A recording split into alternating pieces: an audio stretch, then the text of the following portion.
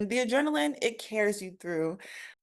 I've never experienced a crowd with that much energy and excitement. Wow, like I'm an Olympic champion, you know?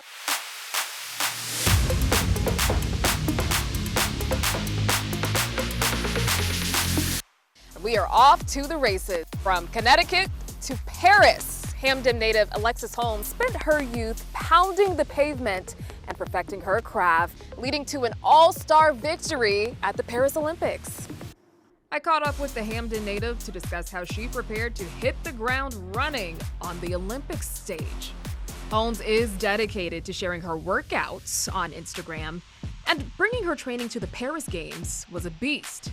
She was ready to tackle. I try to take things day by day. As track athletes, we have a very, very long season. We started training November of last year to get ready for this meet. So it's really important to just take things day by day. You don't want to think too far ahead. I just try to be the best version of me every day so that I can show up as the best version of me on the day that it counts. And on August 10th, Holmes, the anchor leg of Team USA, made every second count during the women's 4x400 meter final. I felt really confident with the group of girls that we had out there, and we made it very clear before we went out there that we had each other's backs and we're like, okay, we're gonna get the job done, like we can do this. So once the race started and I saw like the lead slowly increasing, I was like, oh yeah, like we got this, like we're good. To put the race into perspective, the 4x400 is just under a mile. That's almost like walking from Capitol Ice Cream to the Excel Center. While talking with Alexis, I learned that her talent on the track runs in her bloodline. She followed in her mom's footsteps. Dawn Stanton graduated from Southern Connecticut State University back in 1990.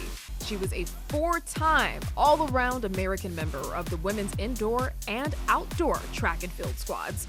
She held records in the triple jump, long jump, 100 and 200 meter. But even though blazing the track runs in her DNA, Alexis is an athlete of many talents. The local Olympian played basketball in high school. It wasn't until her junior year that she decided to get back on track. But her decision to return to the race came with some opposition. Everybody was kind of like putting their doubts and fears on me because I was giving up my basketball scholarships to switch back to track, kind of being unsure of where it would take me. And, it took a belief in myself and a belief in my capabilities for me to be like, no, like, I know I can do this, And her experience with naysayers gave her the fire to chase her goals unapologetically. Holmes taking that lesson and sharing it with young aspiring athletes. Don't internalize what other people think about you, just believe in you. As far as Holmes' sports role models, definitely Allison Felix. She was the main woman that I looked up to as a little girl because she was very dominant in the 200 and 400. And I also really love Cyan Richards-Ross too. Like she was a beast in the 400. And when it comes to bringing beauty to the sport, the late Flojo is a big inspiration. Her nail game.